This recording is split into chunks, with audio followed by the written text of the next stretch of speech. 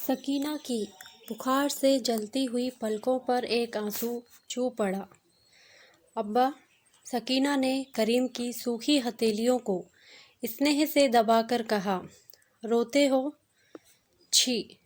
बूढ़े करीम ने वहाँ से अपनी धुंधली आंखें पोंछते हुए कहा, बेटा तुम बुखार में जल रही हो और मैं तुम्हारे ओढ़ने के लिए एक चादर भी ना ला सका। सकीना बात काट कर बोली, तो इसमें रोने की क्या बात? सुनते हैं सरकार ने इंतजाम किया है, बहुत सा सस्ता कपड़ा आने वाला है, तब खरीद लेना। फिर मुझे तो जाड़ा भी नहीं लगता। सकीना मुश्किल से अपनी कपकपी रोक पा रही थी। सरकार। करीम एक ठंडी सांस लेकर रह गया। सकीना ने देखा करीम बहुत दुखी हो रहा है। फौरन ध्यान बटाने के लिए बोली, नींद नहीं आ रही अब्बा, कोई कहानी सुनाओ। पगली, तुझे भी इस वक्त कहानी सूझती है? बेटा, हम ही लोगों के हालात कोई अखबार में छपा दे तो बड़ी दर्दनाक कहानी बन जाए। नहीं नहीं, कहानी सुनाओ। सकीना छोटे बच्चों की तरह मचलकर बोली। अच्छा सुन, करीम बोला। यह लखनऊ का किस्सा है। नवाबी अमल था। छतर मंजिल में नवाब साहब की ऐशगाह थी। दिन भर दोस्तों के साथ ऐश करने के बाद जब नवाब साहब आरामगाह में जाते थे तो उनकी पलकों में गुलाबियों का नशा रहता और उनके कदमों में शराब की छलकन। उन्हें सहारा देने के लिए जीने की हर सीढ़ी पर दोनों ओर नौजवान बांदियां रहती थी, जिनके कंधों पर हाथ रखकर वे धीरे धीरे ऊपर जाते थे। सुन रही है ना? हूँ। अच्छा, तो एक दिन सभी बादियाँ मुर्शिदाबादी रेशम की पोशाक पहनकर खड़ी हुई। नवाब साहब ने पहले बांदी के कंधे पर हाथ रखा ही था कि रेशम की चिकनाहट की वजह से दुपट्टा फिसल गया और वे गिरते गिरते बचे। नीचे से ऊपर तक बांदियों में बहकी एक लहर दौड़ गई। नवाब साहब संभले और गरज कर बोले, बदजातों, कल से तुम लोगों के कंधे नंगे रहने चाहिए। और दूसरे दिन से उनके कंधे नंगे रहने लगे। समझी बेटी, तब कपड़ों की कमी नहीं थी और ना अब है, मगर हम गुलाम और गरीब तब भी नंगे रहते थे और अब भी नंगे रहते हैं। जानती है क्यों? ताकि अमीर लोग हमारे नंगे कंधों पर आसानी से हाथ जमाकर सोने और चांदी की सीढ़ियों पर चढ़ सकें। सो गई सकीना। सकीना सो गई थी। करीम उठा, एक फटी चटाई पर बाहों पर सिर रखकर लेट रहा। उसने दोपहर से कुछ नहीं खाया। भूख लगी थी मगर वह धीरे धीरे सो गया।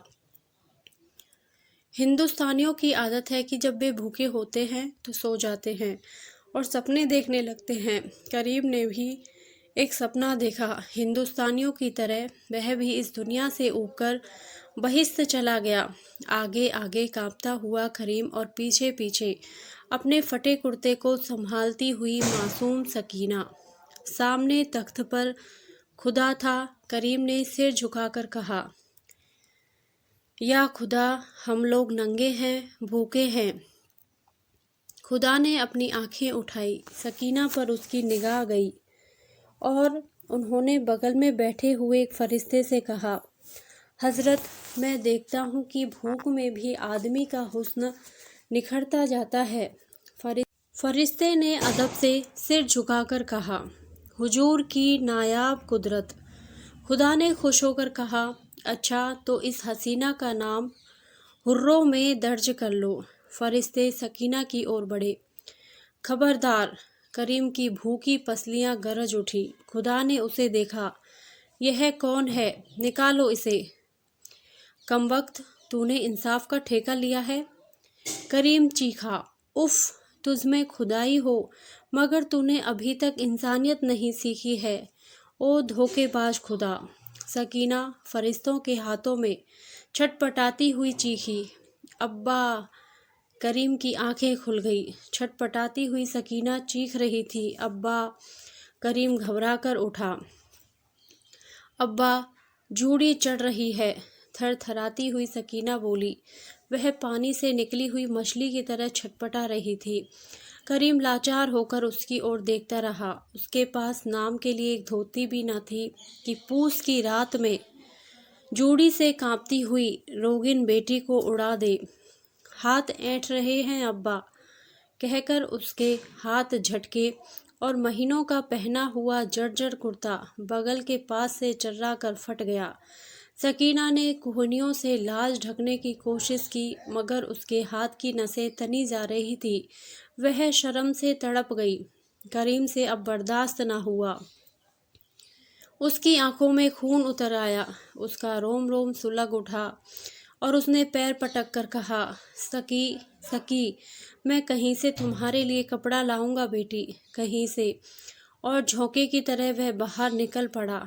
कब्रगाह में लगे हुए पीपल के नीचे एक मुसलमान भिखमंगा बैठा था। सामने थोड़ी सी आग जल रही थी।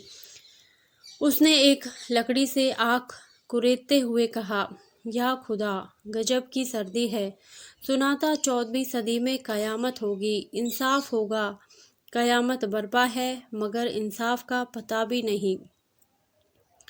एकाएक तीसरी कब्र के पास एक मनुष्य की छाया दिख पड़ी। वह कब्र आज ही खुदी थी और जुड़ाई करने वाले मजदूर फावड़ा और कन्नी वहीं छोड़कर चले गए थे। उस छाया ने फावड़ा उठाया और चलाना शुरू कर दिया। भिखमंगा डर से कांप गया। यह कौन है? कोई जिन? जिन नहीं, फरिश्ता होगा। कब्र खोदकर गुनाहों का लेखा दर्ज करने आया है। उसके मन में एक ख्याल आया, मगर वह इससे अरज करे तो दुनियावी मुसीबतों से छुटकारा पा जाएगा। वह कांपते हुए उठा और उसके नज़दीक गया। फरिश्ते ने फावड़ा चलाना बंद कर दिया। हुजूर, आप पैगंबर हैं, खुदा के फरिश्ते हैं।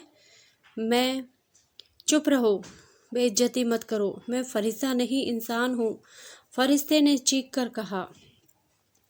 नहीं हुजूर, फरिश्ता फरिश्ता फरिश्ता मैं चोर हूँ बुड्ढे, कफन चुराने आया हूँ। मेरी बेटी बिना कपड़े के मर रही है, तू भी नंगा है। अच्छा, आधा कफन तू भी ले लेना। भिखमंगा सहम कर पीछे हट गया। डर से उसकी घिग्गी बन गई और उसके बाद चीख कर बोला, चोर चोर। रखवाले की झोपड़ी से कई लोग दौड़ पड़े। दूसरे दिन लखनऊ में बिजली की तरह इस अनोखी चोरी की खबर फैल गई। सुबह क्लॉथ कंट्रोल ऑफिसर जब चाय पीने बैठे तो उनकी पत्नी ने चाय ढालते हुए कहा, सुना तुमने, कल एक आदमी कफन चुराते हुए पकड़ा गया। पागल हो गई हो क्या? ओवरकोट और मफलर से कान और छाती को ढकते हुए उन्होंने कहा, कपड़े की ऐसी भी क्या कमी? और फिर आदमी चाहे मर जाए, कब्र खोदकर कफन चुराने नहीं जाएगा। फर के दस्ताने से ढकी उंगलियों से चाय का प्याला उठाते हुए उन्होंने जवाब दिया। धन्यवाद। यदि आपको ये कहानी अच्छी लगी हो तो प्लीज़ मेरे वीडियो को लाइक करें, शेयर करें और मेरे चैनल को सब्सक्राइब करें। Thank you.